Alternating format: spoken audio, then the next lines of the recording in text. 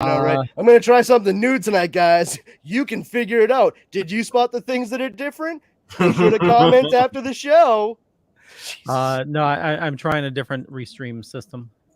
Hey, it's me, almost Mario. Mario movie She-Hulk. Yeah. Welcome to the Dorkening Mario movie, She-Hulk. Okay, where's the damn button? Where's the damn button? Oh, look at somebody's first day here.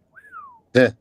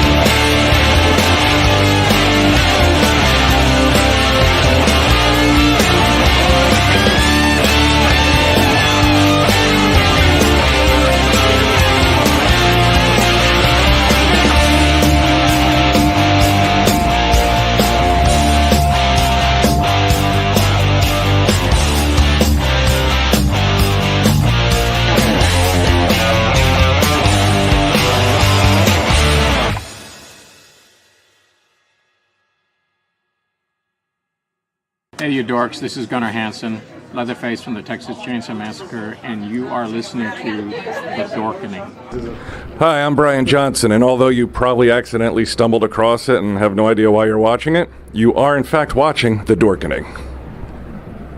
Hello, this is Tom Kenny, voice actor, the voice of the Ice King on Adventure Time, and SpongeBob SquarePants. Ah, meow. Oh, Gary the Snail, too. Hey, guess what you're filling your eye holes and ear holes with? The Dorkening! Oh, I love the Dorkening. Very popular in Ooh. And Bikini Bottom. Hi, I'm Lou Ferrigno. You're watching The Dorkening. And you know what? You don't like me when I get angry, so don't get me angry. You better keep watching The Dorkening. Hey guys, this is Felissa Rose, and you're watching The Dorkening. Hey guys, it's Courtney Palm. We're shooting Death House, and you're watching The Dorkening. This is Anthony Michael Hall, and you're watching The Dorkening. Stay tuned, my friends are going to show you what entertainment's all about, baby. The Dorkening.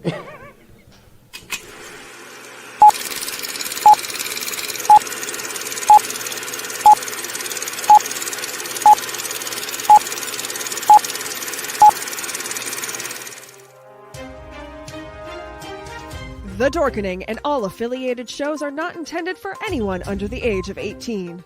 The following may contain discussions or scenes that have adult situations, graphic violence, nudity, strong sexual content, and graphic language. This show is intended for mature audiences only. Viewer discretion is advised.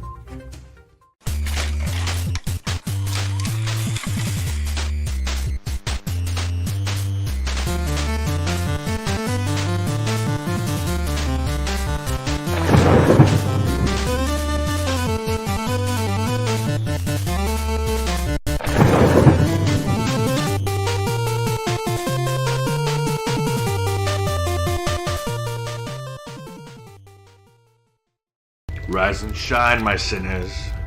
When Father Evil starts his day, he gets a little deadly.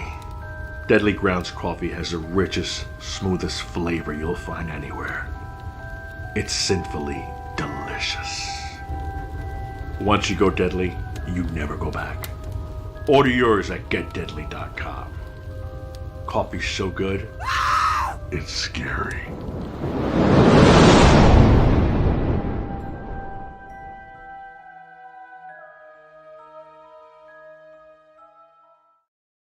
Hey, happy Wednesday, everybody. You're watching Still On. Damn it, wrong show. Fuck. Wow. Lay off the pipes, Mersh. We're live. We're on the Dorkening. Take two. Beep. We have an awesome show scheduled for you today. My name is Leo. I'm the monkey behind the keyboard here.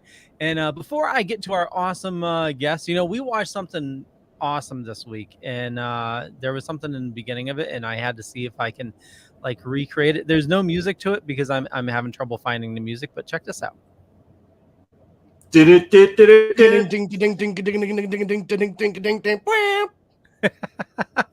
And with us, Powerful Brandon. Hi, I'm Powerful Brandon. You may recognize me from the voice that just went ding ding ding ding ding ding ding ding ding. No, I'm doing all right, Leo. How are you? I hope everybody out there is doing well on this Wednesday and ready to talk about some rather dorky stuff that occurred over the past 7 days. Oh yeah, totally. And Velvet Joker, how's it going? It's going great. It's me, your man, Velvet J, a.k.a. Rich Davis, a.k.a. the Throwback King. Here, straight from Splash Pages last night. We had another great episode where we were talking about Werewolf by Night. And it was great. And we are award-winning. And Leo begged me to come on tonight. He said that the fans were clamoring for me. He got 30 or 40 emails. So, here I am for the fans. Back again. I don't remember that. Well, I certainly don't think he pluralized it. I think it was probably the fan said you were okay on the show. So, I guess too much of a good thing isn't that bad. So come on over, Rich. Because what the fuck else are you doing tonight? Steven! Hello, everyone. Greetings. I'm here live from work. Greetings and salutations. Greetings from my vertical rectangle, humans. So we've been having problems with Switchboard, and I know this is totally going total geeky dorky on everybody, but Switchboard is one of our restreaming services. And it's been erroring out on me. So I have this, because I tend to overdo shit. I had this totally other service that I wasn't using, and I figured, you know what, I'm going to give it a try. And it's pretty kick-ass. It's I'm liking it. So chances are you're watching us from a bunch of different other places. And only problem is I can't see the comments. So yeah. But maybe I should not fill my screen with your faces, then I will pay attention to comments, I guess. Fuck, I didn't know I was gonna have a job tonight. Ugh. Well, maybe keep an eye on one of the other channels if you want. It's totally up to you. I mean, what channel? Oh, fuck it, whatever, man. I'll figure it out. We'll fix it in post. So we'll fix it in post. You can't fix everything in post. Some of the stuff needs to be fixed in pre. God damn it. It's got a point. Okay, This is why my doctor has me on heart pills. So the main, well, not the main topic. There's a lot of stuff we're going to talk about tonight, but Mario, it's, I know we touched on it a little bit last week, but it was revealed that, did it drop at New York Comic Con? Yeah. Yeah. It actually was a two-way. It dropped at New York Comic Con, but it was at the same time the Nintendo Direct. Yeah. It was entirely to the trailer. I remember last week we had the image of Mario. We didn't see the trailer yet, but now we've seen the trailer. And what the fuck, Nintendo? Okay, wait, hold on. Wait, hold on. Wait. All right, so I was not here last week because I had a very severe cold. I had actually just gotten over the hump of it, but if I had come onto the show, I'd have been like, "Hey guys, it's me, Powerful Brandon. No, I did not get switched at birth with a frog, I promise." No, I was so fucking ready for bed, I didn't even stay up to watch the show. So what the fuck are you babbling about, Leo? Like tisk, tisk, tisk, no, whisk, whisk, whisk, Nintendo. What's happening here? It looks, the graphics look awesome. You know, it's I not, understand the general populace's issue. Well, I should say the vocal minorities issue. What I'm saying to you is, why are you going, Nintendo? Are you in agreement? Yeah. That's what I'm asking. Okay, so I don't know if it was said last week, so I'm going to be that guy. You've now judged the entirety of his voice acting role. No, I didn't judge. I'm not judging his voice acting role. I'm judging the decision to use him instead of the actor that's already in place. What, for the video game? Yeah. I will tell you straight away, as someone who played Nintendo all throughout their childhood, never owned a Sega Genesis, had a Super Nintendo, and then had like essentially a quantum leap from that to PlayStation, because I never even had an N64. I've played numerous Mario games over the years, including for the Wii, the ill-fated Wii, the fuck was the other one? Wii U, and now the Nintendo Switch, okay? And if I had to listen to that, waha, let's go, for an hour and a half straight, I would not go see that movie. That is not a voice meant to be listened to for long stretches of time. No, thank you. Well, Brandon, you seem to be in the minority on that. That's how I live my life, Rich. And since I have maybe a 3% chance of interviewing Tara Strong, who actually did an Instagram post with her arm around that particular voice actor, I saw it. So I'm gonna stick with Tara. That's fine. Well, tell you what, let me see if I can find it, because he did a. I'm just curious though, like, based on like the little bits of seriously teeny itsy bitsy dialogue playing fast and loose with that term that Mario had in the games themselves, people got their knickers in a twist because they feel like that should be the voice of Mario for the entirety of a large budget animated movie. Well, I'm mostly saying that out loud so everyone can hear me say it. Like, think about what I just said. I don't think it's just that, Brandon. I think a lot of people... No one's complaining about Jack Black as Koopa or Bowser, whatever the fuck you want to call him. Nobody's fucking complaining about him. Is he doing the Jack Black voice, or is he doing... He's Bowser's voice. I could identify him as Bowser when he started speaking. Okay. I mean, I didn't see it. I just know what I'm hearing. I could tell it was Charlie Day that was voicing Toadstool, but I'm not hearing anybody complain about those characters. I think there's a general complaint from the people that love voiceover actors when a large role, especially from nerd culture, goes to a big name actor that a lot of the times just uses their regular voice. I think that's more of the rumblings, at least that I'm hearing. It's very similar to what happened with Scooby-Doo too, where you had a voice actor that did a fabulous job with Scooby-Doo for the longest time. Then all of a sudden they decide to just they took it away from him. Sure. Yeah, I think it's because people had a bad taste in their mouth with the 1993 Super Mario Brothers movie, and they wanted this to be like the bowls of porridge for the three bears. They wanted this to be just right, but they've tried to nitpick one thing, and they found the one thing to nitpick. And I don't know if you guys saw the videos going around of people, trying to see the different voices from different countries of Mario. The France one, France version of the trailer got it down pat, video game wise. But someone used an AI voice of Charles Marionette, who is the voice of Mario in the games, the current games, and used the AI voice and used it to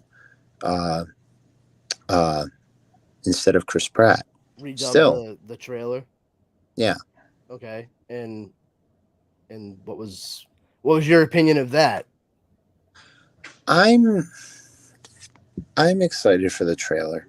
Well, no. I hold on. I mean, like, specifically the dubbing of the video game voices actor onto the trailer, the teaser that was released. That's what I meant. You know, deep fakes and trailers, voices. I'm just, you know, it is what it is. No. But I mean, like, did you feel that redubbing it with the video game voiceover actor's voice versus Chris Pratt improved it? Was just about the same or worse than? Just about the same. Okay. But in my opinion about the trailer, I think that, you know, the Super Mario Brothers movie in '93, I saw as a kid and I loved, and I didn't realize the badness of it until I got older. I still like it. It's a guilty pleasure. But no such thing, buddy. If you like it, you like it.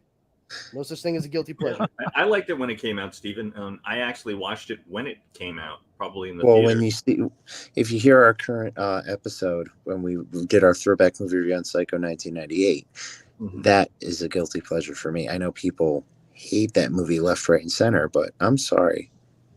It's an ambitious project. Listen to our podcast for more. But I'm excited for the new Super Mario Brothers movie. You know, yeah, I think it looks fun so far. You know, I mean, I think it'd be hard, especially with how they've designed it from just what little we've seen, for it to not be a fun movie. And certainly that is well removed from the 93 version, because that movie had some ideas. I will say that. Very, very odd take on everything altogether. But yeah, honestly, it's the very beginning of them ramping up for this movie to come out. I will say, I'm not trying to judge Chris Pratt's whole performance as Mario in the movie. On the positive side, like I'm essentially just playing devil's advocate. I have no strong opinion one way or the other, because my stance is I haven't heard enough to really come to that same consensus on either side. I will say that I did notice that he's speaking with like a New York City like dialect, you know, like a sort of almost like the patois of New York City.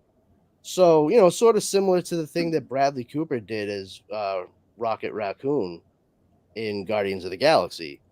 I think we should all maybe just, and I know this might be a tall order, but take like a deep breath and a step back and just like wait a couple of minutes before we start screaming that the sky is falling and the apocalypse is impending. Well, so just to set the record straight, I'm not saying it's going to be terrible. I'm not judging Chris Pratt whatsoever. I'm just merely judging the decision of not using a voice actor that was already in play. You know, personally, I've been a Mario fan since, you know, the old Nintendo Entertainment System. Mario's the reason why I bought any new system. You know, I loved all the Mario games. And that's my crutch. Whenever they come out with a new system, I'm like, oh, you know what? I'm not going to get it. But then they come up with a damn new Mario game, and fuck, I got to get it again. And when I had a chance to meet Charles Martinet, I was awestruck, you know. And actually, I have a little clip here, and this was awesome. This made my day. Hello, Super Leo. Hello, Super Kevin. Hello, Super John. It's me, Mario. Yahoo! Mamma mia. You guys, you number one. Ha ha! And you know, even the Mario cartoons, I love them, and it was, you know, a similar. So you had huge issues with Captain Lou Albano as Mario. Oh no, because it was before Charles Martinet. Yeah. A little bit of a double standard there, Leo. That's kind of the point I'm making. Yeah. So, like, let me ask you this: you look back fondly on Captain Lou Albano as Mario in the Super Mario Brothers Power Hour? Do you? When I was a kid, I enjoyed it. But it's not the voice actor from the video game, Leo. How can it be good if it's not the voice actor from the? Do you see the point I'm making? Oh yeah. Not just for you, but for anybody else out there that may be watching or listening, or what have you. Like, like we have to remember that this is just this iteration of the that character. was also before the video game had voices. It was precisely. He didn't get the voice until the Nintendo 64 version. Yeah. It had that little face you can turn around and pinch his cheeks and. Well, Leo, maybe you just hate Chris Pratt. Do you hate Chris Pratt? I don't hate Chris Pratt. I didn't see it. There's a little trepidation in your voice there. There's something there, though. I think it's more speaking more to like you don't want to say like Chris Pratt is like one of the best performers out there, because personally, like I really liked him on Parks and Rec. Yeah, I think that's his best work, to be honest. Oh, I absolutely, and I will say it speaks highly to his comedic skill and how much people generally and genuinely liked him on the set of that show and what have you, because he was supposed to be an absolute scumbag character that was going to get written off. And he was so like organically funny. He just got it. And they liked him. He was fun to have on set. He was a nice guy that they decided, no, we're not getting rid of him. We're gonna retool his character and have him develop into something else. And that's why he stayed on. Mike Schur himself actually said that the funniest line on the entire show he hates because he didn't write it. It was an ad lib by Chris Pratt, and he wishes he could take credit for it. And it's an episode where Leslie is sick, and the camera shows her walking out, and it just stays focused on Andy at his desk, and he's got his short sleeves with his tie on. He's at the computer. He goes, Leslie, I typed in your symptoms to the computer, and it says you may have network connectivity problems.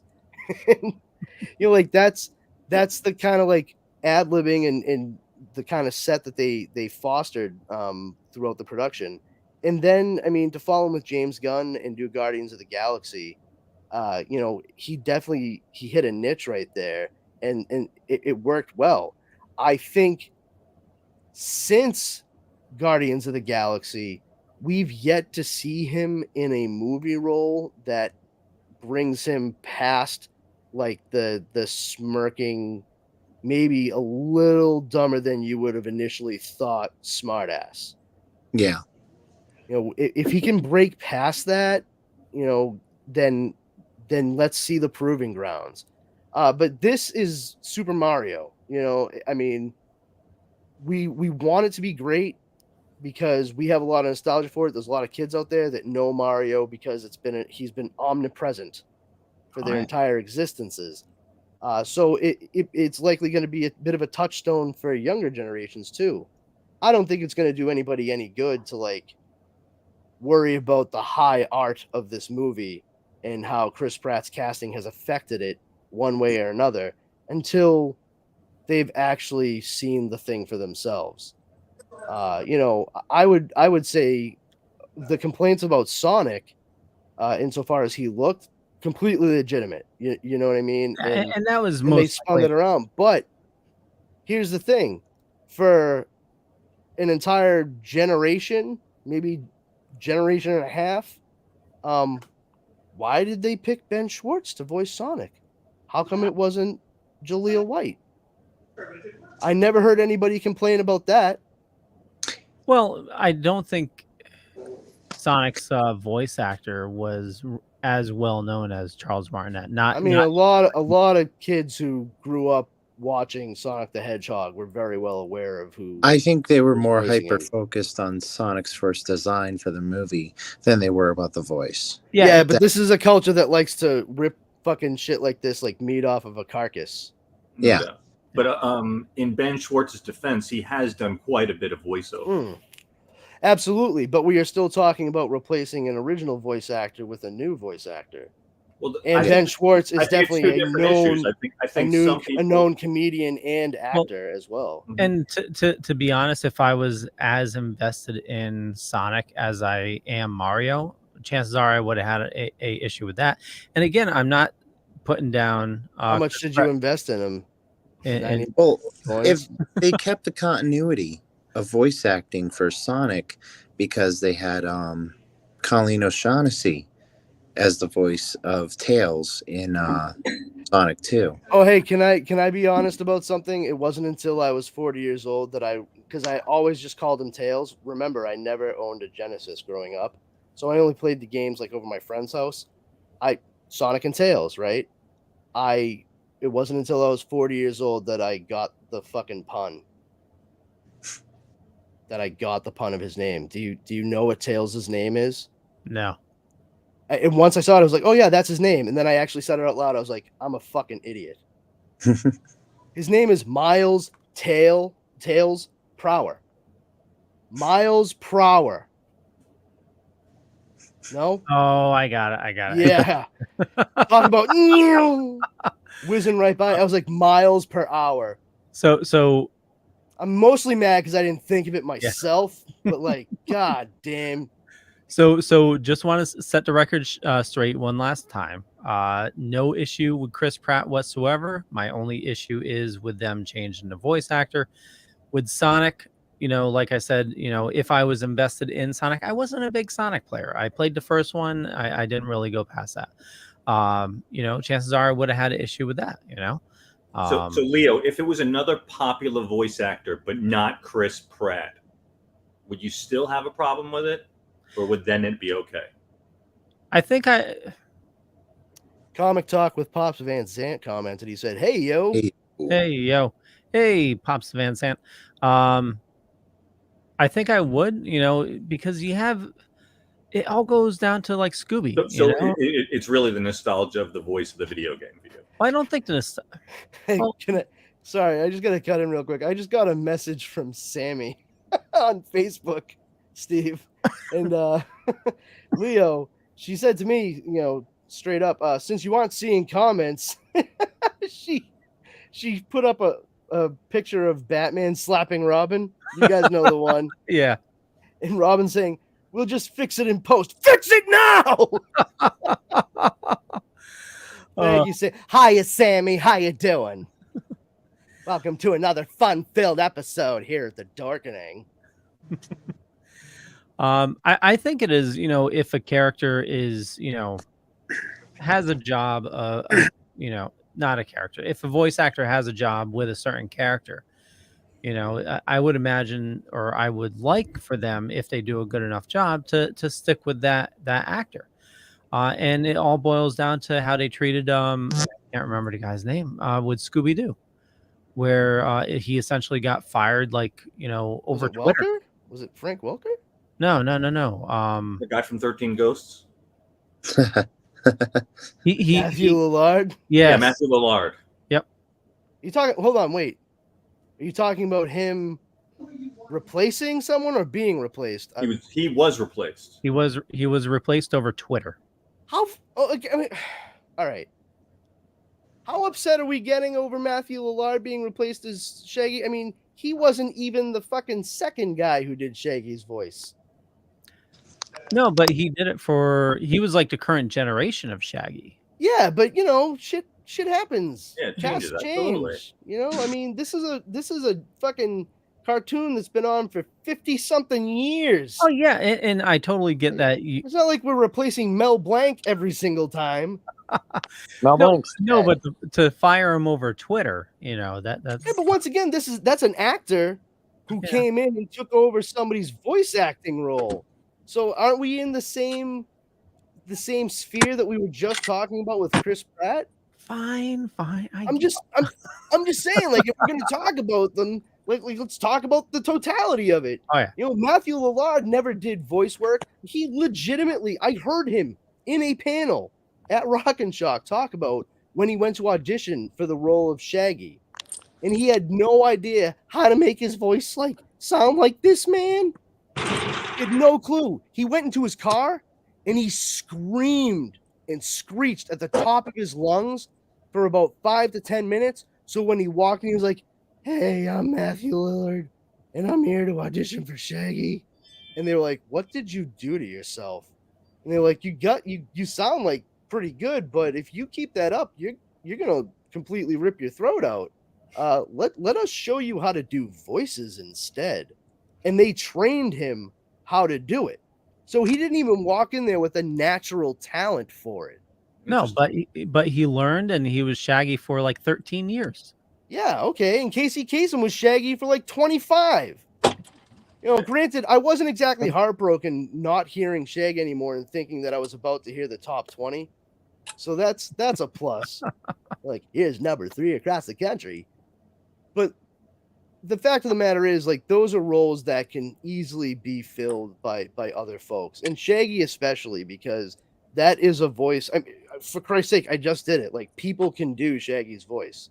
It's not going to be something where they necessarily have to reinvent the wheel when a new actor comes in each time. But yeah, listen, it's you're either going to like it or you're going to hate it. It seems to me like a lot of people have made up their mind already about this particular production, and that's fine. More power to you. If that's the way you want to live your life, you do you, boo-boo. I'm not going to fucking stop you. Yeah, I'm just here to try to speak a little, hopefully a little bit of reason, and if you can kind of understand what I'm talking about, just take a beat. Take a breath. You know, just calm down. Remember, there are lots of coffee brands out there that are decaffeinated and taste just as good as the real thing. You can slow your roll just for a minute, okay? I think this is a like very the guy on your shirt thing. says one coffee brand. Dude, I love this shirt. It's a coffee brand. It's a play on Stranger Things. Counting that's cool. things. Counting things. Do you know why they call me the Count? Because I love to count. I love the Count. But but yeah, like, this just seems like a strange thing to get up in arms about this early on too. I mean, this is not R. Lee Ermey in Full Metal Jacket screaming what your major malfunction is to this. I mean, it shouldn't be. We should probably just let cooler heads prevail, but I'm probably screaming into the fucking void. I understand. Well, it's like trying to get hate out of fandom is like trying to empty the fucking ocean with a thimble. I hope it does well. You know, from I mean, it's Mario. It's gonna do well. You know, I'm sure and now they'll drop another trailer. They'll give you a little bit more to give him a little more yeah. taste of what flavor he's rolling with. Yeah, probably mushroom flavor, I would imagine. Yeah, that's gonna happen. Or Tortuga soup.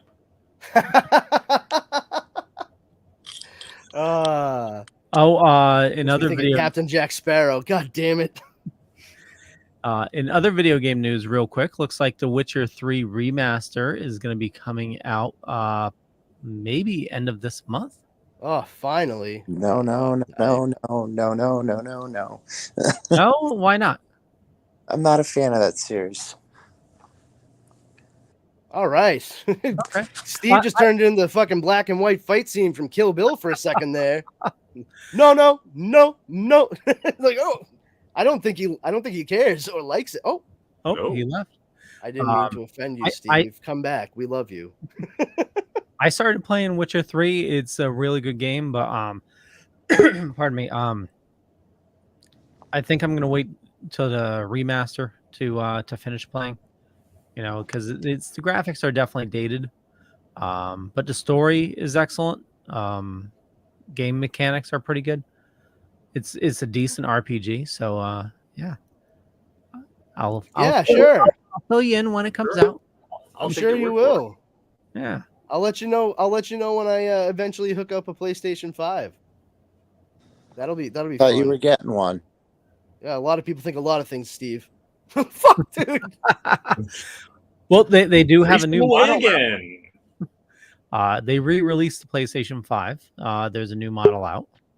Of course there is, which means I probably getting the fucking dusty old model. Oh, crap. Nothing wrong with a dusty old model anyway. That's the spirit, Leo. Fucking Mr. Sunshine. I bet people tune into the Dorkening for their daily dose of optimism. Nothing is ever like just honestly bad in Leo's world. Like, you find the sunshiny, like, silver lining of everything. Like, no, I didn't think it was that. You know, They had some problems, but there was these 3 things I liked about it. I'm like, fuck, dude, I couldn't even get one thing I liked about it. Good for you, man. I don't agree with any of them, but good for you. Speaking of liking things, Werewolf by Night. Werewolf by Night. Anybody else make that joke when you talked about it before? No, just me. We've all seen Young Frankenstein, right? Yes. Yeah. All right. Thank God. I still have to get my wife to see it. Oh yeah, and here's the best part: the fucking kicker to the fact that she's never seen the movie Young Frankenstein. One, her father grew up she grew up here. Her father is a huge fan of Mel Brooks. He had all the movies. It was one of the things that he and I were able to like connect on, like old comedies and stuff like that. My father was also a Mel Brooks nut, so I grew up with all of those movies. She's never seen the majority of them. She's probably seen Robin Hood Men in Tights more than anything else. Oh. And on our honeymoon, we went to York, Maine, and we ended up going to the Algonquin Playhouse and seeing Young Frankenstein, the musical, the play that was written with new music by Mel Brooks. They got the sets from the Broadway production for the Algonquin Playhouse. It was a very, very well done production. Also found out that the director of the entire like Playhouse and what have you, he is friends with like one of my longtime friends' moms. Like as soon as she heard that I went there when we came back from our honeymoon, she was like, "Oh, did you meet Brad?" I was like, "What?" Like, really, it's such a small world. But a lot of people have played through the Algonquin Playhouse. Cesar Romero was one of the first one I saw on the wall. Very cool. It was pretty dope to see that. Nice. But yeah, it's sort of like it was a nice working hiatus for a lot of actors. They work on TV and movies and what have you, and then they'd go up to the Northeast and they play in like these play productions and just kind of take a breather from the actual like show business kind of thing, which is like your way of relaxing was doing a play for fucking 8 weeks out of the summer. You're insane. Hey guys, Yeah. I don't know if you saw the private chat, but I have to go because the internet here is fucked up. So I'm gonna go. But I'm just gonna say my closing shit out now. You can follow Super Retro Throwback Reviews on Facebook, Twitter, and Instagram, and all that good stuff. The links in the show notes. Sorry for not being on as much as I should be tonight. No worries. Ah, that's good, man. That's what happens when your boss fucks up your schedule. I'll see you all next week. All right, bud. Have a good night. It's Have a good one. Frankenstein. Yeah, Roller. she's never seen the movie. She watched the musical play with me, me knowing full well that she had never seen the movie, and we are going to be married for a decade, and I still have not pressed upon her that she needs to watch that flick. Yeah, Abby Normal. Abby someone. Abby who? Normal. Yeah, Abby Normal. Oh my God. He was brilliant. His timing. Marty Feldman. Oh, yeah. Fucking great. I ain't got nobody. And the eyes, man. Oh yeah. I'm telling you, if you're really into Mel Brooks and you might not be super familiar with all of his stuff. I mean, there's a lot of the ones that are known just right off that, like Young Frankenstein, Blazing Saddles, Robin Hood Men in Tights, Spaceballs. But one of the ones I absolutely fell in love with as a kid, like it fucking floored me, and it's so brilliant because it's the 80s, you know, or maybe late 70s. Silent movie. It is him, Marty Feldman, and Dom DeLuise. Okay. And yeah, and it's just he's basically parodying himself, trying to get a cast and producers together, like enough money and everything to make a movie. But it's silent, like it's done with the cards and everything. One person in the entire movie talks that you hear. And I'm not going to tell you who it is if you haven't seen it, because to tell you would absolutely ruin the joke about the one person that talks. It's brilliant, because I've I've never heard this person talk in anything else ever. So make of that what you will. But yeah. So Werewolf by Night, that's how this started. Was on Disney Plus. It premiered last week as a Disney. Was it a Marvel special? Was that what it?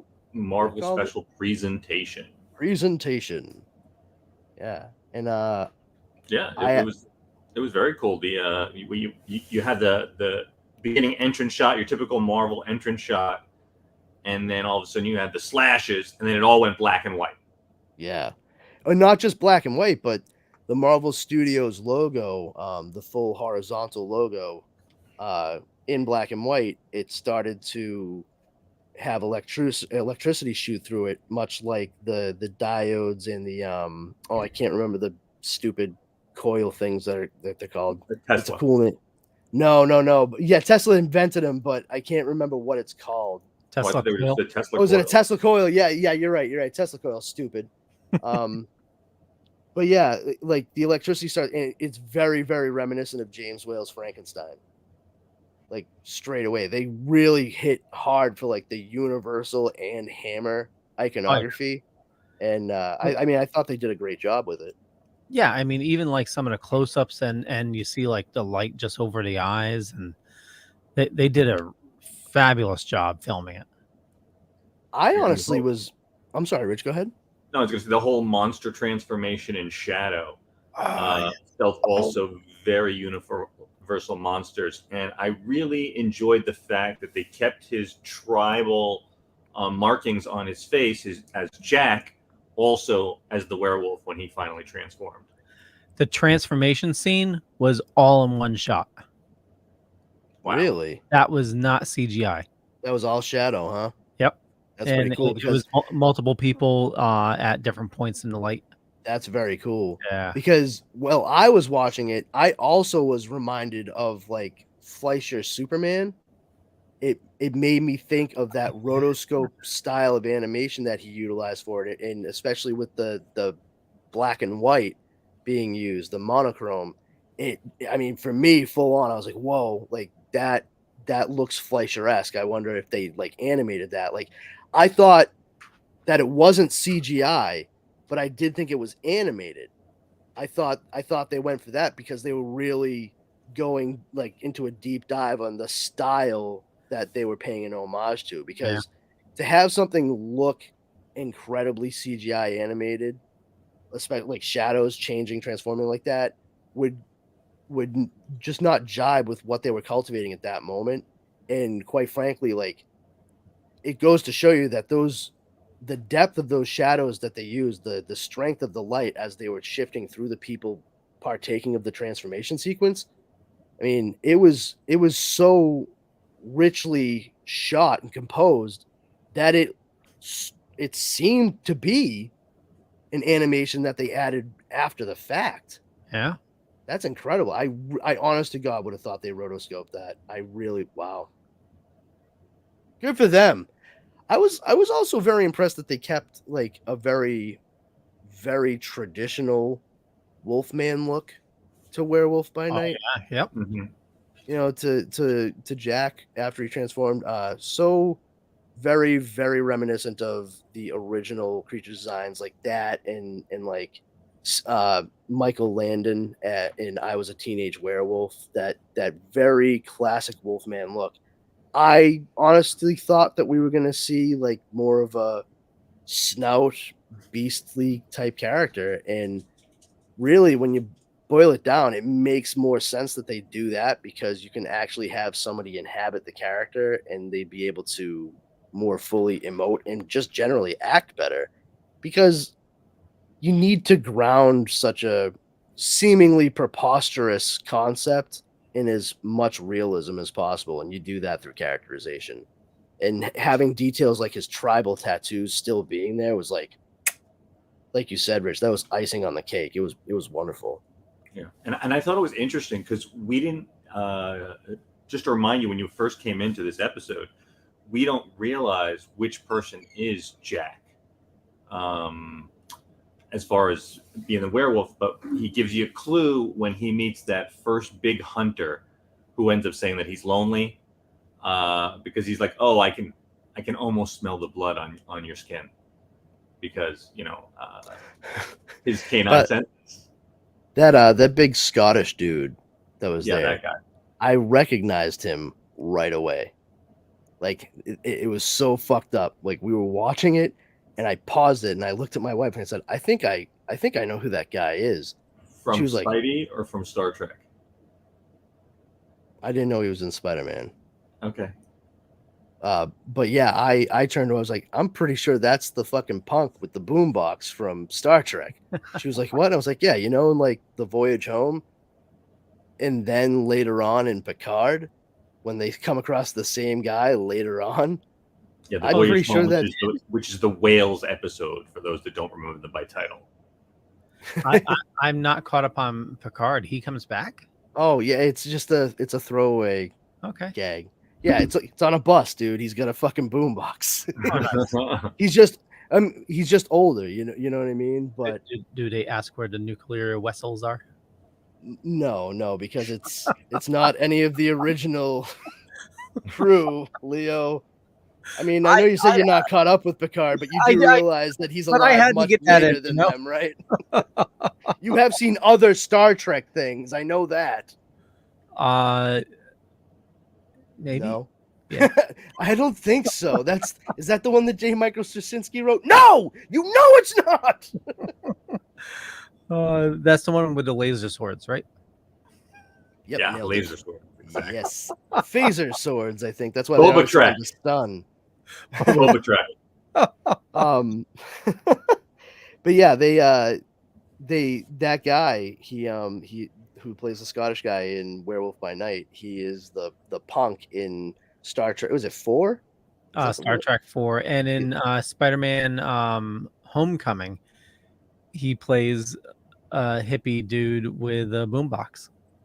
No, he doesn't. Yeah, he does. When he's standing next to the hot dog vendor that yells up, "Do a trick!"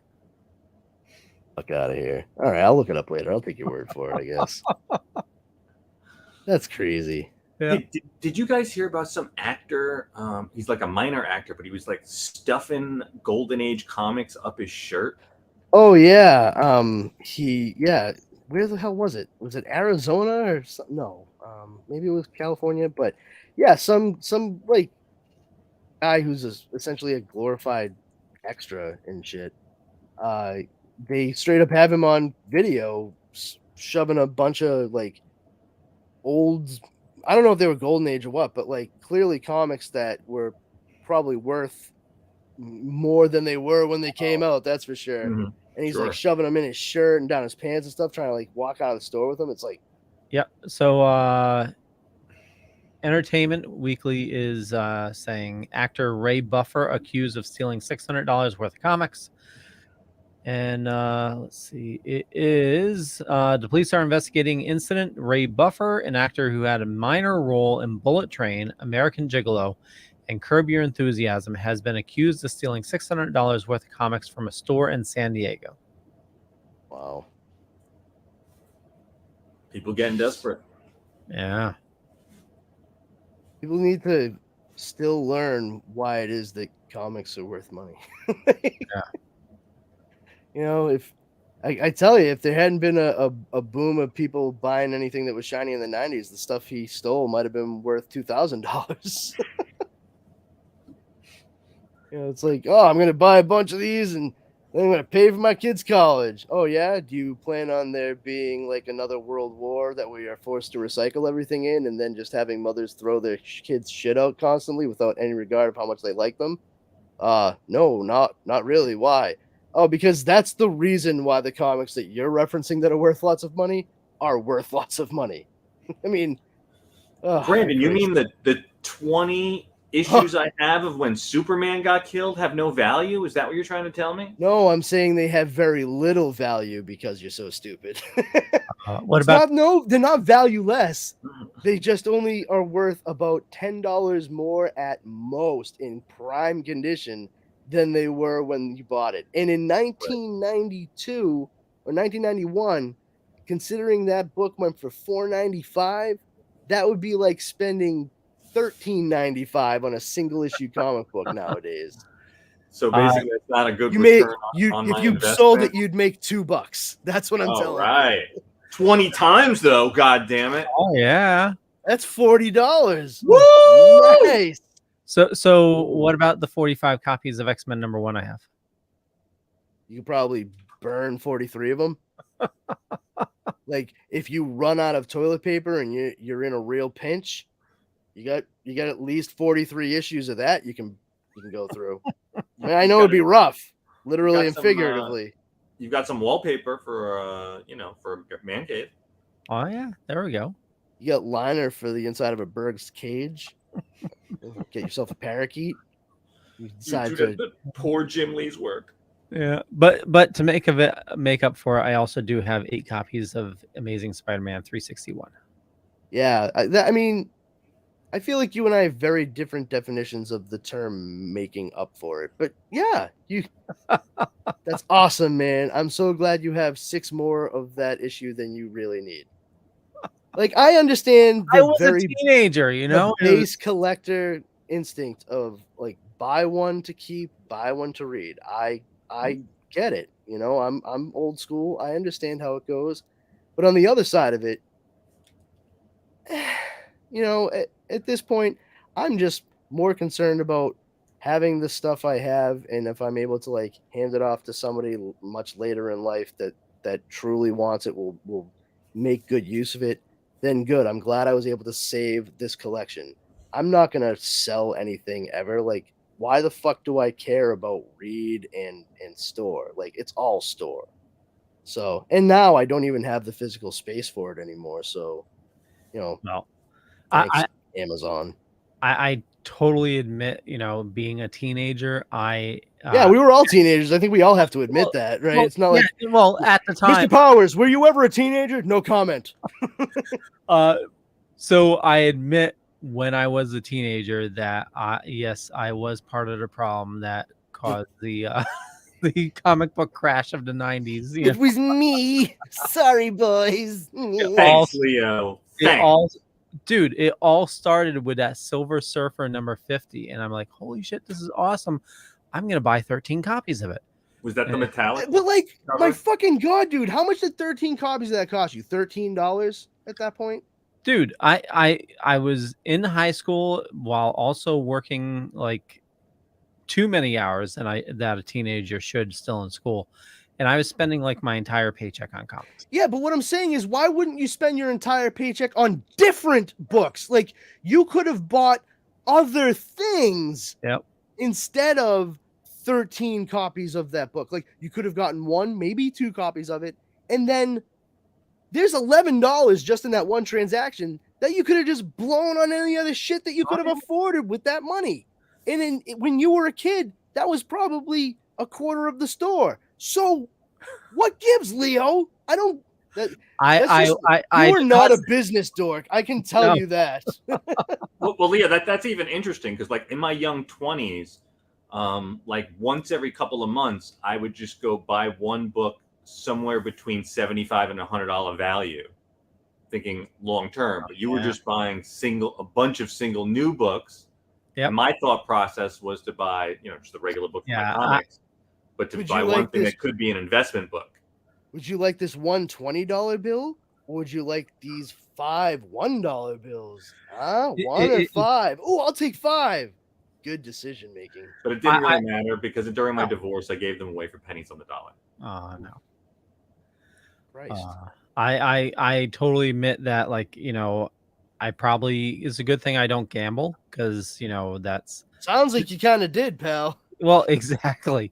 Just rolling the dice. Will this comic go up in value? No. See, it's funny because like I said, my growing up, it was always just making sure that they were kept well enough so that they could be read again numerous times in the future. Like, just making sure you take care of it because you want to read it, because it's something you care about, and that's that. I had the value of comic books explained to me by my dad when I was about 7 years old, like before we moved out of Boston. And he's the one that straight up said to me, he's like, the reason why these things are valued so highly, they're worth so much money, is because a lot of kids weren't able to save them, so they're rare. A lot of kids would fold them up and put them into the backs of their pockets, and they'd get beat up. Their mothers would see them lying around, and it would be last week's trash, and they'd just sweep it into the rubbish bin. We back during World War II and Korea, the country was very into recycling as many materials as we could, paper and metal. And a lot of times those things would get sent to get pulped and made into other products. And who could blame anybody? But that's the way time works, is because people are nostalgic for those types of things now, and it's hard to find them. That makes it worth their time and money to eventually come across one. And if it's in good condition, even better, you'll get more money for it. But if you have a bunch of people now who are aware of that, and they go out and just buy comics and never get rid of them, not even buy a bunch of them, but never get rid of them, that means everybody has it. So it's not that rare. So even if everybody bought one copy of the thing that you are hoping will be worth something in the future, it will not be worth that much because everybody else is doing the same exact thing. And from that moment on, I was like, okay, so I take care of these for me. Fuck it. If I'm buying these, I have to set myself, I have to set my mindset to, these are mine in perpetuity. There's no reason to spend too much money on these things, and there's no reason to think that I'm going to make a small fortune. And I have 36 years of comic books in approximately 28 long boxes in my basement right now, right next to the dehumidifier. I totally get that. And I totally know, like, my brain was not fully developed as a kid. But like the books I collect now, I'm only collecting stuff that that I really care about. Like, I'm just focusing, like, right now on the Batman runs, So it's where before I was just like buying something because it had a cool cover, or now you just buy it because it has Batman on it. Yeah. or a Lee Bermejo cover, but back when I was a kid, I mean, pretty much the only books I read were Spider-Man and Batman, but I picked up X-Men and Silver Surfer and Punisher. I did read a little bit of Punisher. Okay. War Journal's back, by the way, for some reason. War Journal? Yeah. Yay! Yeah, that was a magazine size when it came out, I believe. Yeah. And I was one of those people, Brandon. I am not surprised. I knew you were going to say that. Honest to God. In day camp, Hulk 181 got destroyed. I am one of the reasons why there are one less Hulk 181 in the world. And of course, at the time, I had no idea of what it would be today. But hey, it is what it is. These things happen. Don't beat yourself up, pal. We all have pretty rough. And then I could have been a rich geek stories. My own father was, like I said, he was an OG. He was an original geek, and he was the youngest of 5, and my grandfather was killed during the Battle of the Bulge in World War II. Whom my grandmother was 2 months pregnant with my dad when my grandfather was killed. So he never met his dad. Being the youngest of 5, my Nana never threw any of my dad's stuff away. And my dad was a teeny tiny little dork. He loved sci-fi and comic books and everything. And right around the time that Marvel comics started to become very popular, counterculture. My dad was 16 years old. He was exactly that, like, middle teenage age where people were looking at Spider-Man and the X-Men and the Incredible Hulk and stuff. Was and exactly that, like, those are different, And he bought Fantastic Four and Spider-Man and the Incredible Hulk. He loved all of them, and as well as Superman and Batman and Shazam. He kept so many old Phantom strips and stuff too. Like Phantom was his favorite character of all time. And my grandmother had a trailer up in New Hampshire, and they would go there every year for weeks at a time in the summer. And they decided to move all my dad's stuff out from the house in Charlestown in Boston up to the trailer when he went into the Air Force. And so my dad comes out a few years later. He finishes his tour and everything. And he hadn't quite gotten around to going up to New Hampshire to get all this stuff and bring it back down because he was still trying to figure out his space. And the whole thing caught on fire. Oh. And burned every single toy and comic book that my grandmother had kept for my father for his entire childhood to the ground. And my cousins who are older than me, my dad started late. They told, like, I used to kind of think it was bull, honestly. Like, I thought it was BS. But it turns out my dad had actually managed to get a couple boxes of comics before all was said and done. And my cousin Billy and my cousin John both straight up said to me, like, "Oh my God." I remember sitting down listening to your dad. Listen, my dad's name was Hugh. And for the longest time when he was a kid, they called him Baby Huey. And it got shortened to Babe when he was a teenager. So all my cousins know my dad as Uncle Babe. And they were just like, "Oh, yeah." We'd be sitting there listening to Uncle Babe's 45s. Those are records for some of you younger folks out there if you don't understand. 45 rotations per minute is a smaller. Anyway, they were like, "Yeah, we listen to 45s," and we'd go through and read all those old Spider-Man and Hulk and Fantastic Four books. Oh my God, he had like every single one too. And I'm like, "What the hell? What?" And they were like, "Yeah, like your dad had like Fantastic Four 1 up to like 40 something, and like a whole shitload of Spider-Man, and Hulk was awesome." And I'm like, "It was real. It was all real. It all happened."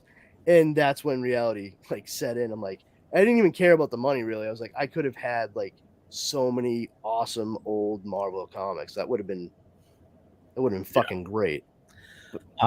There's always those and then fate intervenes stories, man. Absolutely. I have to apologize. I'm still learning this new software. But apparently there is a unified chat area. There is a unified chat area. I don't know. That's what they call it. So I can't see who's chatting, but I can see the chats.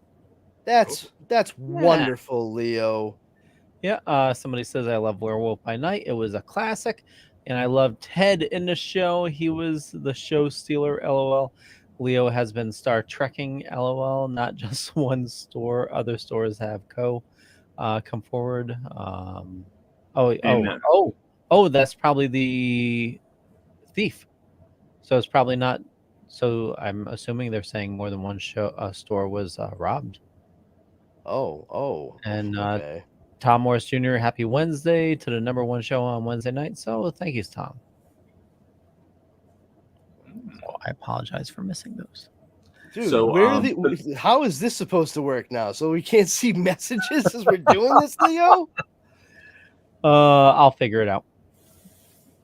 So Leo, I didn't know till last night that Corey Jones played Ted, as well as Black Carissa Thin in Book of Boba. Yes, and, he was in Predators as well. Yep. Yeah, he's a stunt actor, right? I don't know. I think so. Wow. But he definitely seems to be honing in on creatures. Yeah, totally. Fair enough. I mean, I wonder what the mocap was like for that, though. Yeah. You know? But they did a great job. I thought the CGI on Ted was really remarkable. And I thought the underlying backstory was that sometimes people are more monstrous than monsters. It turns out the real monsters were the hunters all along. Yes. Okay, so the real monsters were the friends we made along the. Nope, that's not it. So looking at Kerry Jones, he has quite an extensive filmography. Makeup department. He has quite a bit. Anne Rice's Interview with a Vampire. That's the one where people just go there whenever they argue, and then they have to like apologize to one another. That's right. Oh, I thought for sure that was gonna get a womp womp. Oh, he did. He worked on Dexter's New Blood, a bunch of The Walking Dead, New Mutants. Oh, one of the actors from Dexter New Blood was in and I believe helped produce the Athena Finger Lenny Schwartz play Bill Finger Rise of the Bat. Oh, nice. Yeah. Did you guys watch Dexter New Blood? Yeah. Yes. He was the forensic scientist that came in, that came like bursting out of the van and everything. Yeah, his name is Aaron Andrade. I've met him a couple times. He's a really, really nice guy, really talented. Nice. He can be funny and dramatic, and dramatic is the easier of those two. He has really, really like great timing. He was in a movie. I'm sure Philip Perone from. Oh my God, I feel so bad. I can't remember. Dark Discussions. Dark Discussions. Thank you. I would want to say Dark Shadows in the worst way. Dark Discussions podcast. I'm sure he's seen it. 7 Dorms of Death, made by Richard Griffin. Richard Griffin. Oh my God, dude! It's like it's so purposefully bad. It starts off like this is a lost episode of a terrible midnight, midnight showing on one of those old horror like host shows. And it's like Baron Von Blood. It's so fucking deliberately ridiculous that it's one of the best things I've ever seen in my life. And Aaron Andrade, he chews more scenery than anybody else, and he knows what he's doing. So even though everyone's doing the same shit, he's on a completely other level. Like he made a much different, funnier movie than an already funny movie occurring. So if you get the chance, 7 Dorms of Death, I do highly recommend it. Nice. So my apologies. He's only done 2 stunts. Well, 2 shows. He did Creep Show and Captive State. But he's done a lot of acting work, including Teen Wolf. And Teen Wolf is getting a movie. So is that going to be Teen Wolf the movie, the series, the movie? Teen Wolf the series, the movie 2, Where I Go Again. WERE. Where we go again. There we go. Where we go again. So that kind of like falls in the line of like Street Fighter 2, the movie, the game, the movie. Oh my God. Turbo. Or there was also Wing Commander did it as well. It was like when I was selling video games, it was like Wing Commander Part 2 expansion disc number 3 Part B or something. Some crazy shit. It was right when it was like before DLC and they sold expansion packs for games. Oh, expansion packs. Yeah, Wing Commander 2 was a big hit, and they kept on making expansion packs. Was it Mark Hamill in those? He was in started with number 4. I don't know if he was in number 5. All right, that's as much as I know about them. Look, we've reached the limit of my knowledge of that particular franchise. And like, I think I did all right. I recognize it's a video game, and Mark Hamill was in it at some point. Yeah, he was. I'm counting that. That's a win for me. All right, it's on the board. What else did we have for tonight? What an excellent question. For what else did we have? Oh, people are freaking out because of like people don't freak out. Yeah, right. It's been how like every one of these fucking conversations has started tonight. People are freaking out. Okay, so it must be a day that ends in Y in Fanland. So somebody did a poster just like as a art piece of Zelda for a movie or a series. Let me guess, she's black. No, No, it looks like Tom Holland. I- Is that what you're gonna say? I think so. Let me see. I think I covered this on one of the episodes that you were out, Leo. Really? Yeah, because it's like 3 weeks old. Oh, revealing all-star cast starring Tom Holland. Oh no, it was Emma Watson as Zelda. Oh, okay. So, Yeah. So that's an art piece. I thought it was an actual movie that was happening. No, it's fan art. Yeah. Somebody made use that AI art thing, and Sure. it's they were like, AI, show me Tom Holland as Link from The Legend of Zelda, and it like had it do like a script for it too, and but like he's gay and blah, blah, and Ganon's the bad guy, and it's just like it's goofy as fuck. But the artwork that it put out for it was what everybody's been seeing, where it's like, oh, Tom Holland would be perfect to play Link, which I must admit, were they to do a live action version of The Legend of Zelda, that's a pretty good pick. Yeah, it is. That is a pretty good pick. And even Emma Watson as Zelda.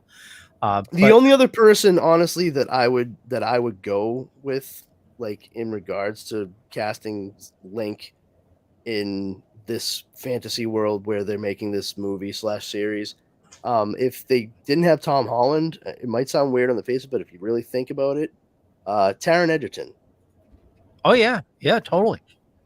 I could totally see Taron Egerton doing it, and I actually find him maybe a little bit more believable as just kind of like a little bit more mischievous than Tom Holland, and I feel like that should be maybe something you look for a little bit in the small dude with pointy ears who flings a sword at anything and everything that moves. Yeah. I saw a stupid dude. Here's a Twitch in a cave and he's fucking shooting silver arrows like nobody's business. Like, yeah, I'm just saying. Danny DeVito is Tangled. That's hilarious. They had to be trolling. There was one idiot comment. It was something like, now they've gone and done it, or something like that. Why'd they have to go and make Zelda a woman? No. Yeah. I mean, I've seen that complaint in the past. People are very, very stupid. Yeah, it's either stupid or trolling, you know?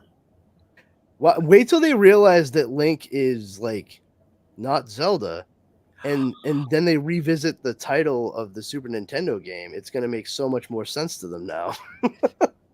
Wait a minute, The Legend of Zelda, A Link to the Past. Oh my god. It's like an onion. It has so many layers, guys. I need to see if this bird's eye view game is really blowing my mind, man. We did I'm gonna try to see if I can find it. We did a skit where we remade the old Zelda rap. What? Zelda what? The Zelda rap? Zelda rap? You don't know the Zelda rap? I mean, I understand the two words you're saying individually, but when you mush them together like that and say it like a thing I'm supposed to know, I'm even more confused. Like, my name is Link, and I came to say. Wow. I don't know what he's coming to say. I've never played the video game. Sorry. I'm Eileen, and I'm a content creator. We'll probably get shut down for this, but oh, that's then don't show it. This Nintendo newsletter. Whoa! Did you see the latest Nintendo newsletter? Whoa! Nice graphics. I'd like to get my hands on that game. You mean you haven't played it yet? We can play it on my Nintendo Entertainment System. It's The Legend of Zelda, and it's really rad. Those creatures from Ganon are pretty bad. Okay. Tech levers too. But with your help, our hero pulls through. Yeah, go Link. Get Zelda. Awesome. Intense. The Nintendo Okay. That is a very old commercial, which I have seen before. Not once in my life have I ever thought of that as the Zelda rap. Not once. It's always been like, oh yeah, that stupid Zelda commercial where they rap. Like, it's a subtle difference, but it's very distinct. I mean, I've certainly heard the song that everybody thinks System of a Down did, which, you know, I mean, admittedly, it does sound like the lead singer of System of a Down, but he just like sings and does the whole thing to the tune of the Zelda theme. It's pretty cool. I'm not gonna find it and play it for you because I'm not gonna risk getting booted like Leo just did, all precarious and shit. Sorry. Muy peligroso. He's a rebel, that Leo. Oh, that Leo. So yeah, I mean, Such a good boy. So yeah, I mean, there was other stuff that happened too that we could probably touch upon here. But Werewolf by Night, everybody seems to be clamoring for more Man Thing now. Mm-hmm. Which we'll see. I like that they brought those characters in, they introduced them, and we know they're out there now, so they can be utilized at some point in the future. I don't think we should necessarily count on a Man Thing centric production. No, with Blade getting pushed forward another 6 months to a year, it's going to be a long time till we see the Midnight Sun. So we may not see Man Thing again until 2028. Yeah, and not just Blade either. They're doing it with a few of their movies. So we'll see what Marvel has to offer on the supernatural side of things. I know people have some high hopes for certain aspects to be prevalent, such as like Midnight Suns and what have you, whatever incarnation of such a pact may be in the Marvel Cinematic Universe. There's a lot that still has yet to be revealed. You think about it, we've really only gotten Doctor Strange, WandaVision, Wanda, and now this, with a smattering of it at the tail end of Eternals.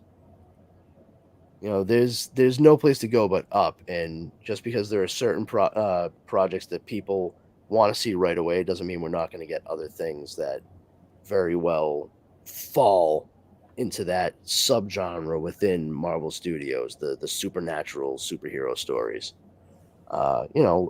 The next one that I'm sure people are going to start asking a lot of questions about is Ghost Rider. Would not be surprised by that. Hey, as long as they get Nick Cage back. Yep, that's certainly a sentence. I don't know that Nick Cage needs to come back for that at all. And that's not a knock on Nick Cage. It's just another one of those things where it's like, they're going to want somebody to play the role for 10 to 12 years. And I don't think they're going to be looking at anybody at like age 60 to do that. Yeah, I think they've moved on from Johnny Blaze. I think it's Robbie Reyes at this point is the main Ghost Rider. We'll see. We'll see how it all pans out. Honestly, I have no dog in that fight, no horse in that race. I know very cursory knowledge of Ghost Rider. I was never that into his comics or story altogether. I have like some of the basics down, and that was fine for me. Enough to recognize who the character was and what he's capable of when he shows up in whatever. Perfect. Does that mean we're getting Mephisto? Well, I mean, at some point, it's very likely. I honestly, I know I've said it before, but I really don't think that anyone should count on Mephisto being a presence until the Fantastic Four has been set up and has also revealed the Negative Zone. I feel as though that's a large piece of that puzzle, where Marvel will very, very likely show how magic and science can sometimes be the same thing. Like really illustrate only what was said briefly in the first Thor movie. So I have it's a semi-funny Ghost Rider story. Okay. Being a teenager collecting all sorts of comics, I woke up one night to see a floating, flaming skull in my bedroom. Scared the shit out of me. I didn't realize the cover was glow in the dark. That's fantastic. Oh, you must have had to change your pants. Holy shit. So you had Ghost Rider glow in the dark bed sheets? No, it was the Mama, Papa, Ghost Rider scared me in the dark. He's the one that left these skid marks in my drawers. He gave me the penance stare. It wasn't my fault. It was a issue of Ghost Rider where they made the cover glow in the dark. It was a glow in the dark skull. I was just standing on a shelf and you were freaking out. Yep. Got it. It's the scariest part was there was 12 of them that was staring back at him, glowing in the dark. He was like, "Oh no, it doesn't! Flaming skulls! I'm doomed! Oh, it's just Ghost Rider. I'm fine now. I bought those earlier today. Good night, Ghost Riders. Thanks for watching over me. Who needs a nightlight when I have these 12 Ghost Rider glow in the dark covers? I just Johnny have to turn the Blazes light did on this. every 15 minutes so they stay glowing." So I was able to find us. I'm sorry, I'm going to torture you guys with this. You know, if you're that sorry, you just wouldn't do it. Yeah, let me pre-apologize. Glee right now. I've never seen Leo so Let me happy. pre-apologize. No. Fuck you and your pre-apology. I can't accept an apology for something I don't know if I'm going to be fucking incensed or offended by. Take your pre-apology and shove it right up your ass. I'll decide how I feel after you do or say the thing. We did this a long time ago. I'm just saying that. But here we go. Hey, have you guys seen the latest Kotaku update? Whoa, look at those graphics! You mean you haven't played it yet? I can play it on my DS.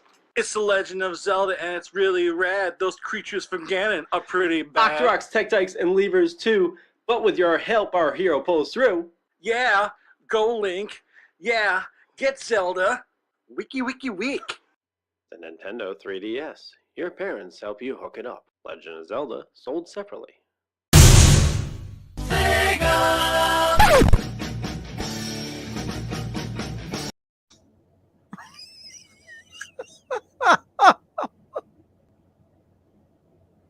That happened. You fucking see me, pal. You see That me? happened. Fuck you, Leo. What the fuck, guys? It's so crazy. I know for a fact there was no drugs involved with that whatsoever. Like, I know that. You may as well have been able to slap a fucking Nancy Reagan sticker at the end of that shit, okay?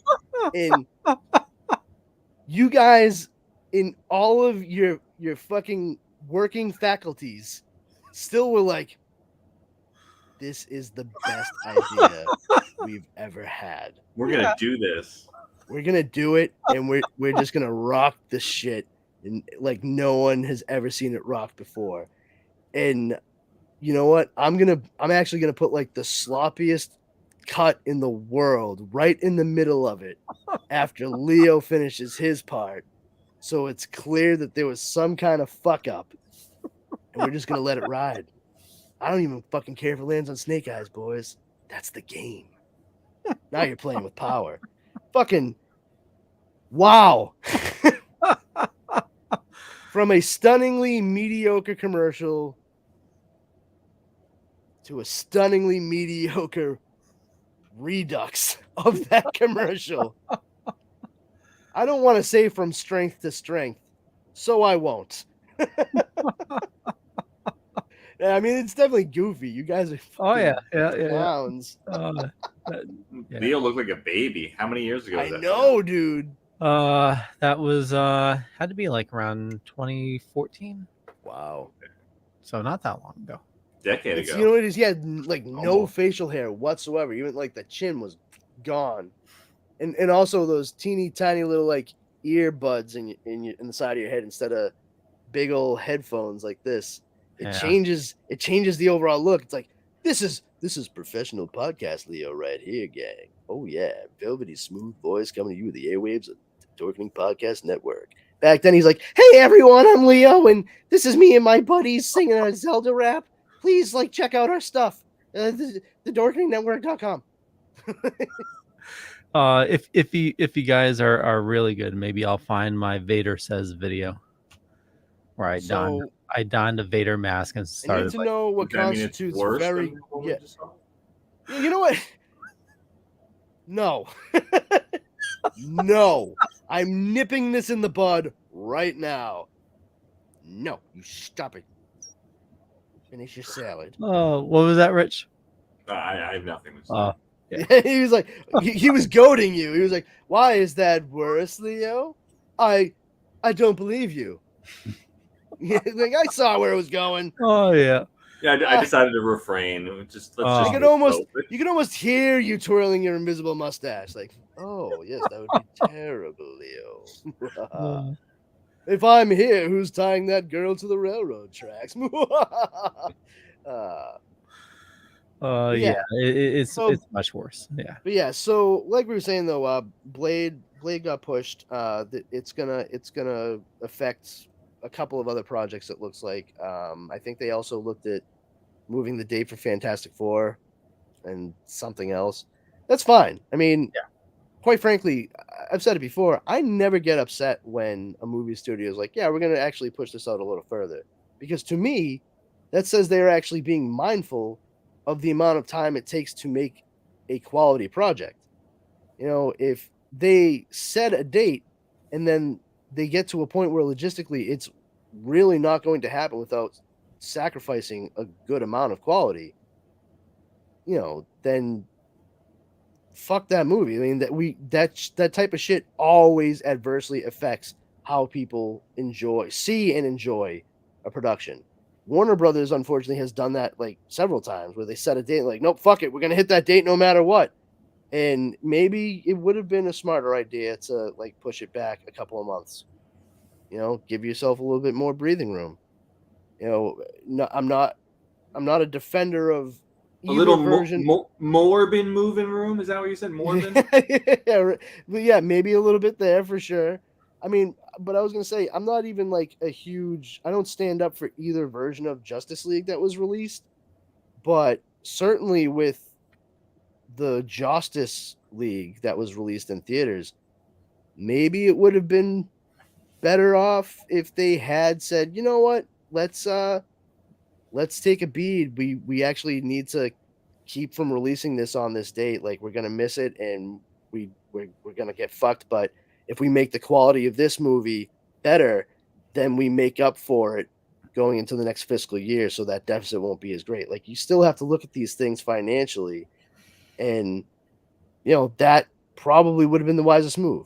But instead, no, all aboard the fuck train. They just kept driving right towards that fucking release date, come hell or high water. And I mean, look at the end result. We have a fucking weird ass schism right down the line for fans of those movies or whatever you want to call it. You know, some people are ambivalent. I mean, that's really where it seems to fall. It's not even like anyone feels passionate on both sides. It's like there are a lot of ambivalent people, and then there are a lot of people who are super into that one director and not necessarily those movies.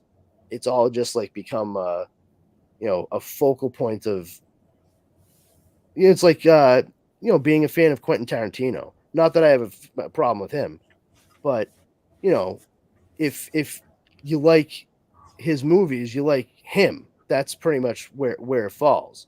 And it's kind of gotten to that point with Zack Snyder, but I don't think that you should see someone's movies or art solely because it's them doing it. Like, I can't say that I have a very favorite director that I'll absolutely see everything they do no matter what. I can't do that at all. Like, not with a single person.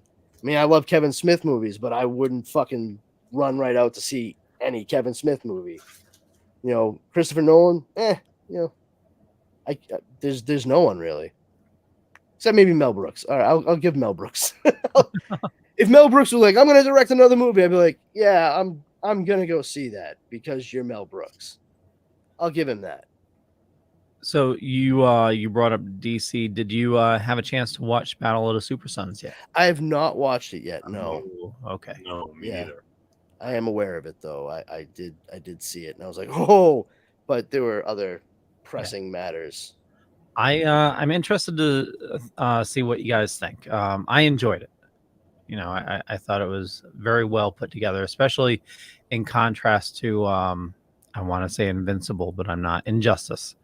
You know, definitely in contrast to that, you know, shit show. The shit show. Yeah. Which Injustice? Justice League, the Injustice, the war one? In the Injustice, there's only been one Injustice movie, right? Yeah, the animated movie in Injustice. Right. Yeah. My mistake. No, you're probably thinking of there's like what is it? Dark Justice. There's been a couple of those. Yeah, the one where Dark they Justice. put Superman's tattoo and kryptonite on his chest. That's Apocalypse War. Oh, Apocalypse War. All right. Yeah, that's Apocalypse War. But yeah, Injustice, based on the story from the video game where, you know, Superman is tricked kills into Lois. killing Lois and then goes full on despot and just takes over the world. Of course, Batman's the good guy, right? Yeah, Batman's gonna stop Superman. Oh, real fucking creative, DC. Haven't seen that story like 50,000 times.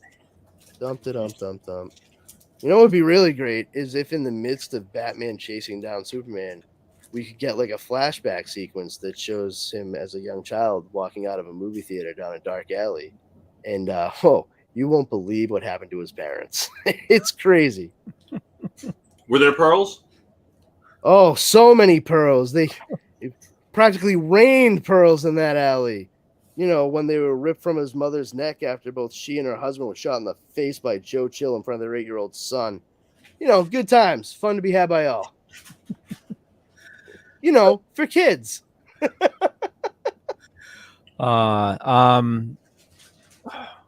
Is it Brendan Gleeson? Brendan Gleeson? Yeah. I mean, I know who Brendan Gleeson is, but I don't know what context you might be referring to him in. He was just on SNL. Oh, yes, that was Brendan Gleeson. Yep. He just signed on to be in Joker 2. Okay. Interesting. Does he sing? I don't know. Because isn't that supposed to be? Because isn't Joker 2? Oh, it's a they musical? announcing it's going to be a musical? It's a musical, and who's the actress that plays Lady Gaga? Yeah, but I love the pronunciation. I guess if she's going to be the Joker's girl after this movie, though, it'll be more like Lady Haha, right? Ha supposedly it's supposed to be a it's from what I've read, it's supposed to be a movie seen through Harley's eyes. That's why it's a musical. Yes, that is what I've heard as well. Yeah. But you know, we'll see. Yeah. The first one was good. First one was it was good for what it was. Like, I personally I enjoyed it. I saw it in the theater, but like I didn't see a need for a sequel. No, it wasn't meant to be sequeled. Yeah, except it ended up becoming like one of the fucking highest grossing independent movies of all time. And he did one of his best performances, in my opinion. I mean, he did great. I mean, everyone in it was they were very, very good. It's just with the nature of the story and sort of having a slanted skew of of everything, a parallax view of the situation leading up to him and then maybe Batman. Okay, I'm fine with that one shot, which I've said time and time again, I really think is a way that DC can differentiate themselves. Is Marvel had their one shots, but I think DC could do a run of actual feature length movies that are able to take a lot of the same characters and basically brand them as, like, I would say, call them prestige format. Yeah. And that's your one shot. It's like, oh, here's a one-off story. It's starring different people as these same characters, but like this story is set particularly for this movie. So enjoy yourself. I like that same idea with Joker. Moving forward though, like, why? I mean, I understand you want to make money, but it's like sometimes just let a thing be. Is Rocky 5 as good as Rocky? Maybe. I don't think so. I think they need to follow what they're doing with like the animated universe, which has been hit and miss, but like all the movies could be taken totally separately. Some of them seem to be like continuations, So it could be taken either way of just, a over encompassing universe or just one shots. It's just how you look at it. Yeah, I'm just saying, like, there's plenty of opportunity to do stuff like that. But if you haven't set up a concrete storyline for people to be able to like trace their finger along a little bit, then just putting product out there featuring characters but in wildly different settings is going to be more than a little confusing. You're never gonna have this sense of consistency or brace yourself for no consistency from project to project if they don't do anything to truly differentiate it from what they're setting up as like main timeline, mainstream, whatever. But it's early days for what they're doing over there now with having merged with Warner Brothers Discovery. I know everyone's talking about layoffs left and right and like, oh, they're doing this and they're not doing that and they're getting rid of this. It's like, yeah, once again, like they just went through a gigantic fucking merger. Like this is the same story you're going to hear for like the next year or so. So get used to it. I mean, there's going to be a lot of shit trimmed before they get to a point where they're like, all right, now we're exactly where we think we need to be on the organizational flow chart. So let's get everybody into their niches and let's get to work full on. Well, another thing to keep in mind is we don't know how bad things were, with Warner Brothers, Warner Brothers in general. Some are saying that they were like a year away from like going bankrupt. It's all these cuts could have been to save the business, but we don't know everything. We don't know the whole story. And I'm sorry I interrupted. What were you going to say, Rich? No, I mean, as far as what you're saying, all we can do is speculate. But I mean, and who's to even say that what they first announced, which is, oh, we're going to go concentrate on Superman, Batman, and Wonder Woman, just because they're saying that a month or two ago doesn't mean that when they're actually rolling out the movies a year or 5 years from now, that it won't be, because those actors and actresses may have aged out at this point and they may be having to recast everyone. So yeah.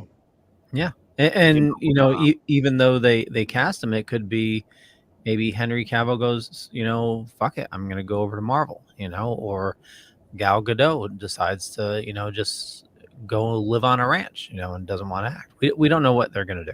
Yeah, it'd be nice to see them continue, but it's not set in stone. Absolutely not. And and a lot of that is some of it is they are testing the ground. They say something and they want to see what the reaction is. If it's how many people are being negative. I mean, they have all kinds of ways to tally that shit now, with AIs and polling. And they can shift their plans in a heartbeat, and we would never know the difference. Yep. Until they decide to drop some kind of announcement. The larger companies have, there's all these listening tools so they can know everything being said on the interwebs, about their brand. Every time certain keywords are mentioned in what they're searching for, and they'll find it. And they'll analyze the data and do best that they can based on the electronics. I mean, still as nerds, we generally going to bitch about something. Oh yeah, totally.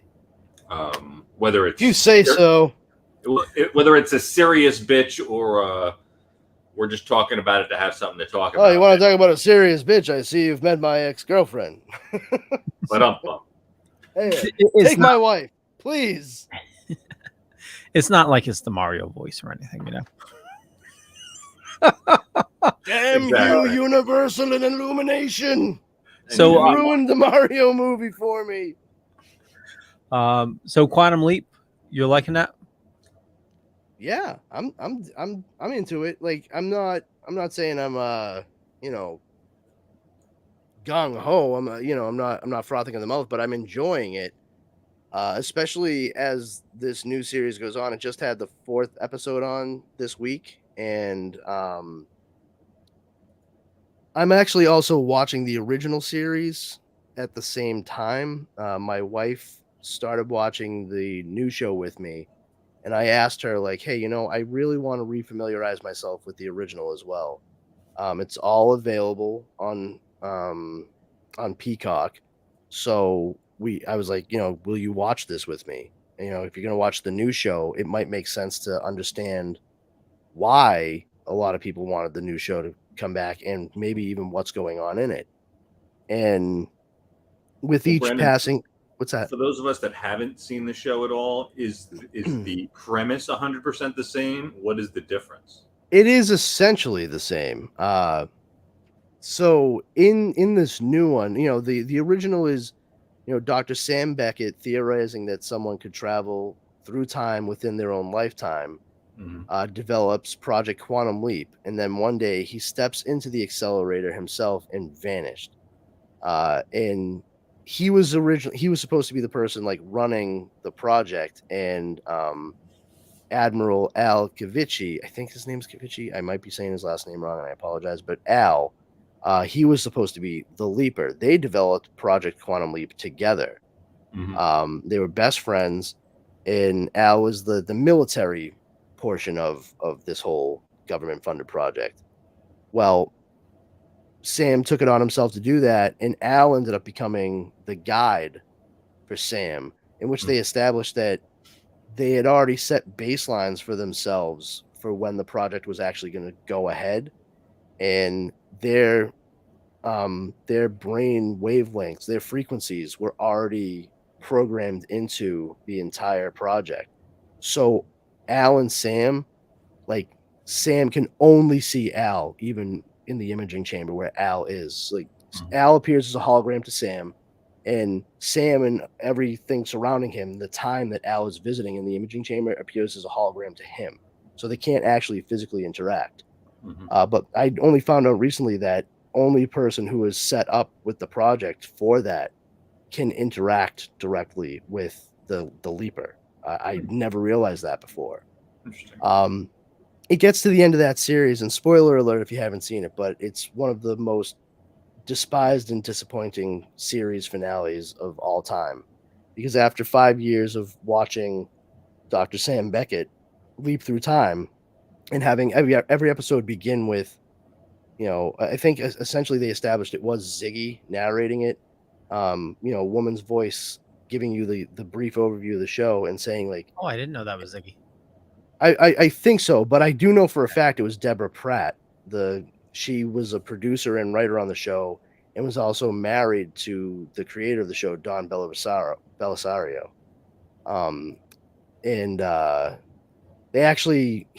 They're in an episode together. Sam is he leaps into the person that Don Bellisario is playing in the episode. So he shows up as like the mirror image, and Deborah Pratt plays that character's friend, patient, wife, whatever. I don't know. And they gave her character their daughter's name in the show. Their daughter's real name is their daughter in real life is Troyan Bellisario, and they named Deborah Pratt's character after their kid. But she at the end of each introduction, it was always hoping that each leap would be the leap home. And this new one, just like the end of the series, Dr. Sam Beckett never returned home. Well, now Project Quantum Leap is starting up again. They were reaching like, the window, 0 hour. And it was being run by a new quantum physicist, Dr. Ben Song, which I get a kick out of because his initials are just reversed. Sam Beckett, Ben Song. And he goes to the accelerator one night and steps into it, and they're like, what the because the plan was for him to run it and for his fiance Addison to be the leaper. She's like full on like military background, like knows her shit back to front. She's also smart as hell too. Everybody in Quantum Leap is. And of course the roles get reversed. There's a little bit of an added aspect to it because he has Swiss cheese memory, just like Sam did in the original series. He doesn't remember his entire life. He has like huge gaps in his memory. So he doesn't necessarily remember all of his personal details, his personal life, stuff like that. He doesn't remember that Addison is his fiance. And she has to go in there and constantly like guide him and not let him know because she can't. It's classified. And if he can't remember, that means he might. And there's also some sketchy situations as to why he might have jumped in the accelerator that they don't know if they can trust him. And it turns out that they do connect it more directly to the original series. This is the same Project Quantum Leap that was started by Dr. Sam Beckett, and he has been lost. They never found him. There's a guy from the military played by Ernie Hudson, who is the head of Project Quantum Leap now. I can't remember his full name, but everybody calls him Magic.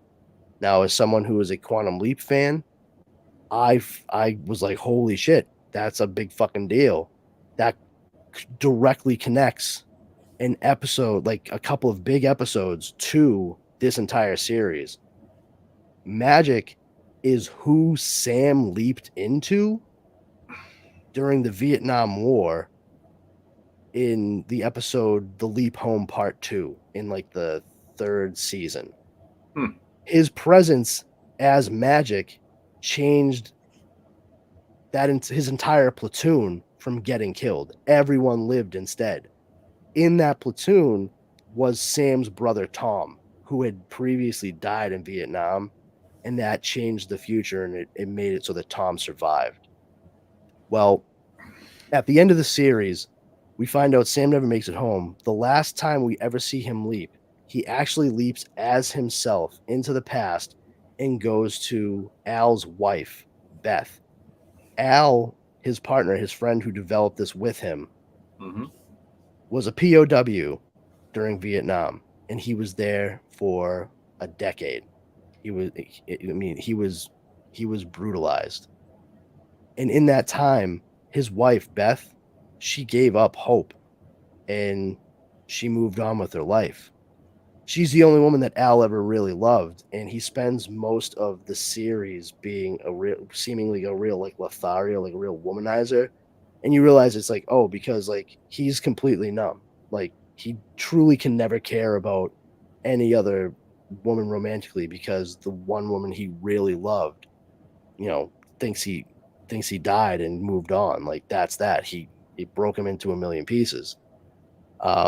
Well, Sam travels to Beth, who we did meet in The Leap Home and stuff like that in season 3, and tells her, Al is alive.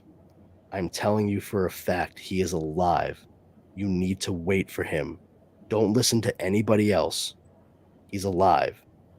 And he leaps, but the blue light that usually surrounds him surrounds Al's old Navy picture that she always kept on the table next to her like sitting chair. And when it finishes leaping, it's now a picture of the two of them with 4 daughters, and it moves down the line, and you see like, oh, he survived. Well, we come to find out that this new season is the altered timeline, the future that was changed because of actions taken by Sam Beckett in the past. Magic is the one heading up Quantum Leap, and Al's daughter, one of Al's daughters, Janice, is one of the people who for some reason convinced Ben to go into the Quantum Leap accelerator and thrust himself into the heart of the project and become the leaper instead of being the observer. And it's crazy because Magic goes on to say like he explains it to what's their name, Mason Alexander. They played Desire in The Sandman on Netflix. They're like the tech person for Project Quantum Leap. Magic is like, come have a coffee with me, and he sits down with them and he explains like, I was in the Vietnam War and they always called me Magic because it seemed like I was good luck and everyone always survived around me. And I remember there was this one really rough time when we were over there. I blacked out for God knows how long. I don't remember much about it. But when I came to, I was told that I saved our entire platoon. Not a single person dropped. Well, I did pretty well for myself there, and I stayed in the military. I became career, and I rose up the ranks, and it finally got to a point where I found out that my name was in a file in some top secret project from the 90s. And so I looked into it, and I managed to get the files for Project Quantum Leap and found out that me and every other guy in that platoon that day were supposed to die. And Sam Beckett is out there somewhere after saving mine and countless other people's lives, and we haven't done anything truly to get him back and save his. And I was like, what? Like, there's so much going on. So the whole thing is like a mission to save Sam. It's to save Sam, to save Ben, figure out what Ben is doing with Janice, why she convinced him to do. And not only that, he did something. He put in a brand new set of algorithms into the accelerator, the whole mechanics before he leaped. And they're just trying to make sense of everything that's going. And they're just now seeing, like, it looks like he's leaping in a particular direction. Like it's not going in a straight line, but it is bringing him to this one point, and they can't figure out what that is. And yeah, it's by the time you get to like the third and fourth episodes, it becomes far more intriguing. I can understand people who were fans of the old show. I'm one of them, being used to the format of that. You know, Sam leaps, Al shows up through the light door. He's like, Sam, you gotta do this. And, you know, Sam ends up punching someone or saving someone or, you know, standing up for a just cause. And then he glows blue. He shows up in somebody else's life and he goes, oh boy. And it's the end of the episode. Mm-hmm. You never really see much of the outside world in the original show. This is a split because we're dealing with the intrigue of why this happened the way it did now and what Ben needs to do with Addison and the team's help to right what once went wrong and continue on to his next leap. And they delve deep into connecting the two series. Yeah, like honestly, if I weren't like if I didn't love the original and know a decent amount about it, like retain some of it, I don't know that I would have caught or been as giddy about Magic telling that story, like saying like I blacked out, like holy shit, he was in the waiting room that whole time, you know. And that's the one thing I will say about this current show I'm curious about, because they established, and I think some people that just have a cursory knowledge of it, they don't quite understand, Sam physically does not leap into anybody. It's like it's his essence, it's his energy that jumps into someone. So we see him say his soul. You know, you could say his soul, but you know, Sam was a quantum physicist, so you know, energy can neither be created nor destroyed, simply changed or transferred, and that's essentially what we're talking about here, because you know, he's transferring his energy from one state to another. But that's the thing, he's transferring it.